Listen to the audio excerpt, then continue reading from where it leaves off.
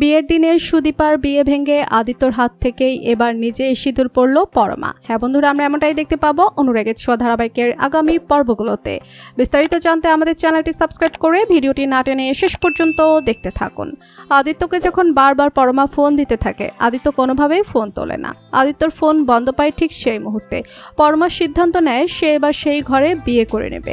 আদিত্যর উপর অভিমান করে সে অভ্র নামে বিয়ে করতে রাজি হয়ে যায়। তার পরিবারকে জানিয়ে দেয়, তোমরা সব ঠিকঠাক করে নাও, আমি শুধু শুধু ওর জন্য আর কষ্ট পাবো না। ও যেহেতু আমাকে চায় না, আমার সাথে যোগাযোগ রাখতে চায় না, আমি কেন ওর জন্য কষ্ট পাবো? আমি খুব সুখে থাকবো, আমি ওকে দেখিয়ে দেব ওকে ছাড়াও আমি ভালো থাকতে পারি। অপরদিকে অভ্রর মা সকলকেই জানিয়ে দেয় পরমার সাথে তার ছেলে অভ্রর বিয়ে দেবে না। তখনই অভ্র সহ বাড়ির সকলে অভ্রর মাকে বোঝায় এবং অভ্রর মা বুঝতে সক্ষম হয়।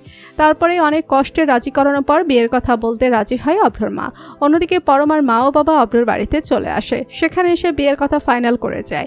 অপরদিকে পরমা মনে মনে বলে, তুমি আমাকে ঠকালে আদিত্য, আমি তোমাকে অন্যরকম ভেবেছিলাম, সবার মতো ভাবিনি, কিন্তু তুমি যেহেতু আমার থেকে দূরে চলে গেছো, তাই আমিও তোমার থেকে অনেক দূরে চলে যাব।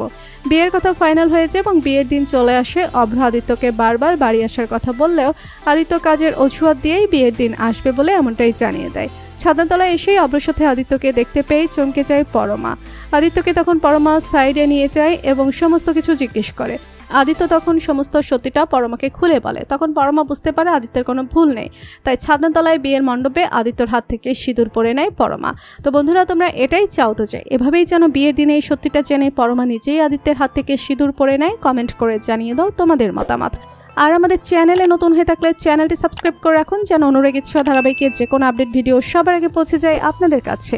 ধন্যবাদ সবাইকে।